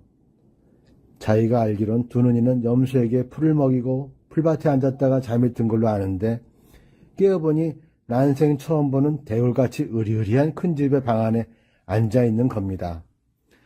어리둥절한 두 눈이는 정신없이 여기저기를 둘러보았습니다.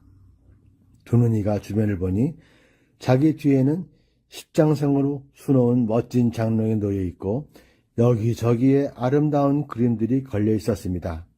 그때 방문이 스르르 열리더니 청색, 홍색 치마를 입은 4명의 어여쁜 아가씨들이 큰 밥상을 마주 들고 와 두 눈이 앞에 놓았습니다. 두 눈이는 눈이 휘둥그레져서 밥상을 쳐다보았습니다. 쇠고기 요리, 닭고기 요리, 생선 요리 등을 비롯하여 각종 전이며 나물들 그리고 고깃국에 수북히 쌓은 하얀 쌀밥, 갖가지 떡이며 달달한 냄새가 나는 여태 보지 못했던 과일들이 가득 차 있었습니다. 두 눈이 입에서는 침이 고였습니다. 두눈이 아가씨, 천천히 만나게 드세요. 그리고 혹시 더 드시고 싶으신 음식이 있으시면 저희를 불러주세요. 어예쁜 아가씨들이 두 눈이에게 인사를 하고 조용히 물러났습니다. 사실 그 아가씨들은 염소가 사람으로 둔갑한 것이지만 두 눈이는 알지 못했습니다. 두 눈이는 자기 허벅지를 꼬집어 보았습니다. 설마 이게 꿈은 아니겠지? 꿈이면 얼른 깨어라. 아야! 아픈 걸 보니 꿈은 아니네. 생각할수록 정말 이상한 일이 아닐 수 없었습니다. 배가 너무나 고픈 두 눈이는 일단 먹기 시작했습니다. 밥상 위의 모든 음식들이 여태까지 한 번도 먹어보지 못한 맛나는 음식들이었습니다. 음식들이 얼마나 많은지 먹어도 음식은 줄어들지 않는 것 같았습니다. 정말 너무 맛있네.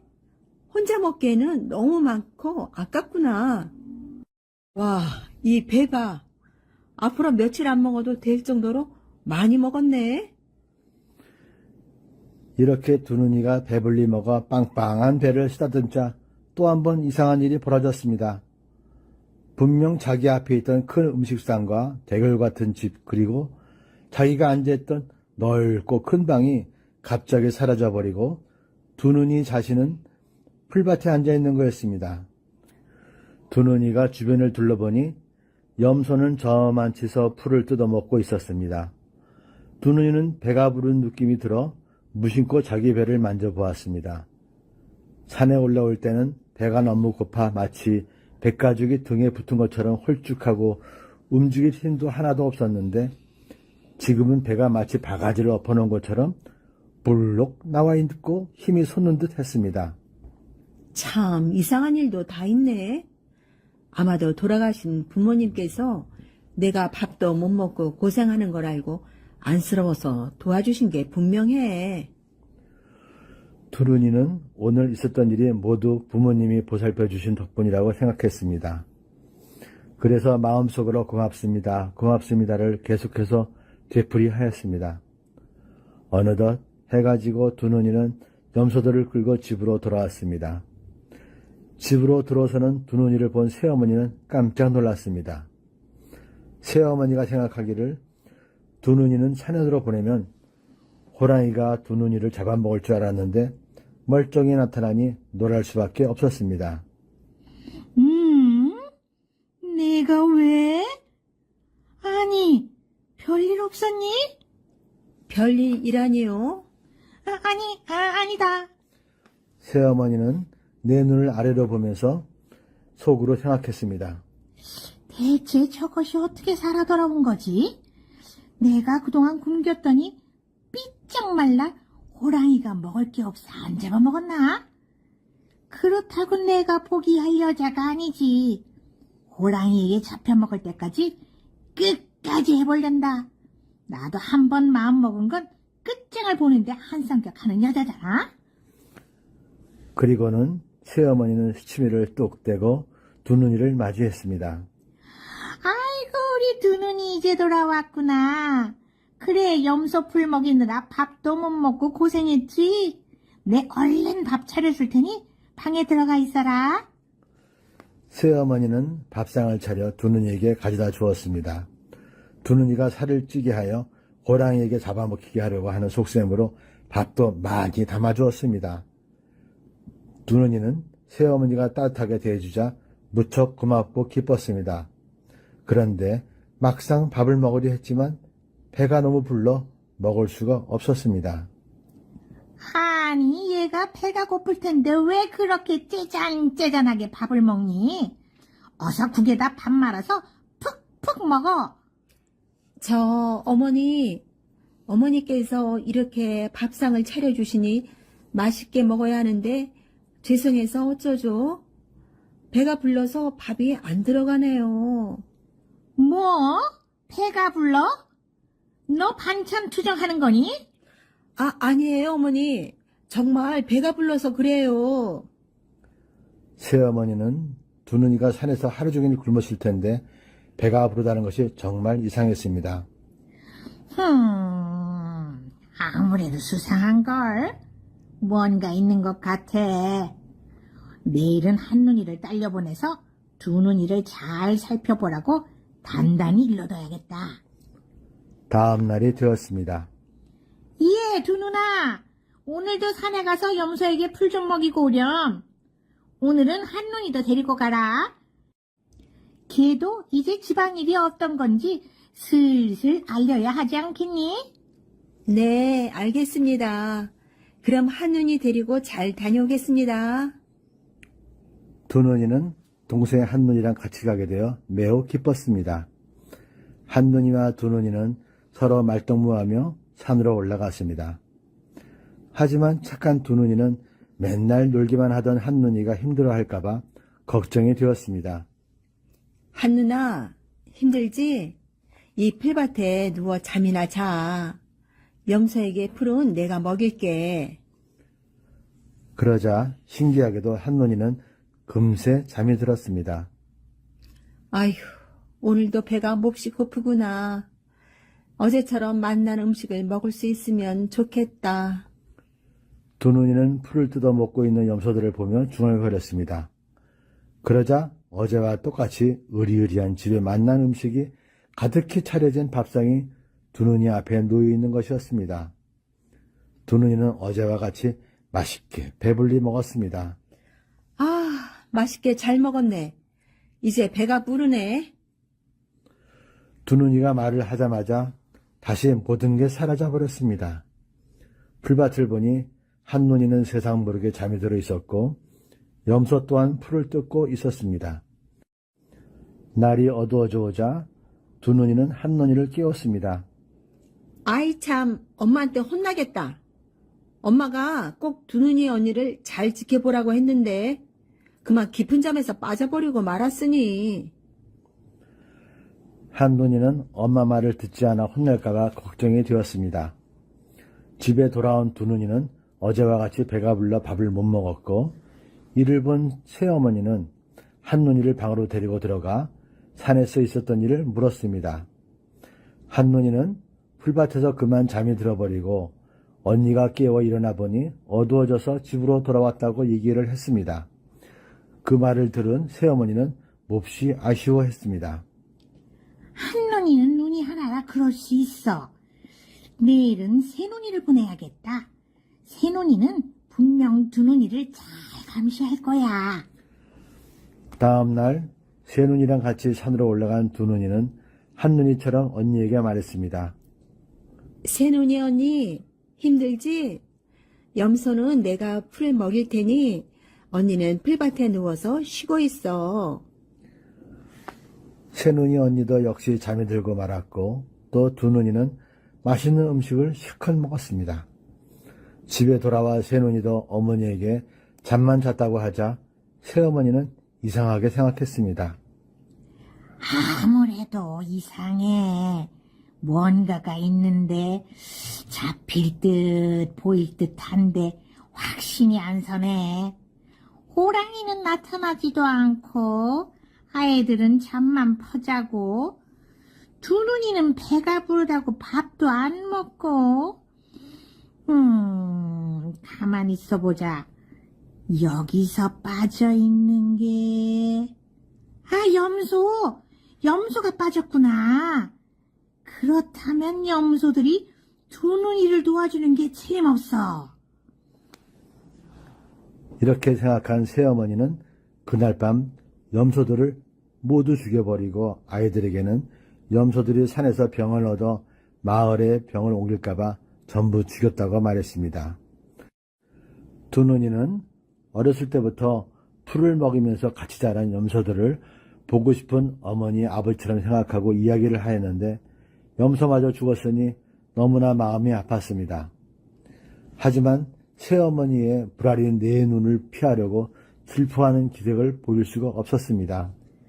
나랑 말동무하며 지냈다고 죽이다니.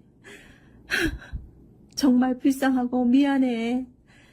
염소마저 죽었으니 이제 나는 어쩌면 좋아. 두눈이는 염소 생각에 눈물을 흘리다가 그만 깜빡 잠이 들었습니다. 그런데 꿈에 염소가 나타나서는 두눈이 아가씨, 너무 슬퍼 마세요. 못된 새어머니가 우리를 죽이고는 쓸개를 마당에 그냥 버렸어요. 아가씨, 그 버려진 쓸개를 주워다 쌀이문 옆에 묻어주세요. 깜짝 놀라 잠이 깬 두눈이는 얼른 마당으로 나갔습니다. 그랬더니 거기에는 염소의 말대로 쓸개가 버려져 있었습니다. 미안하구나.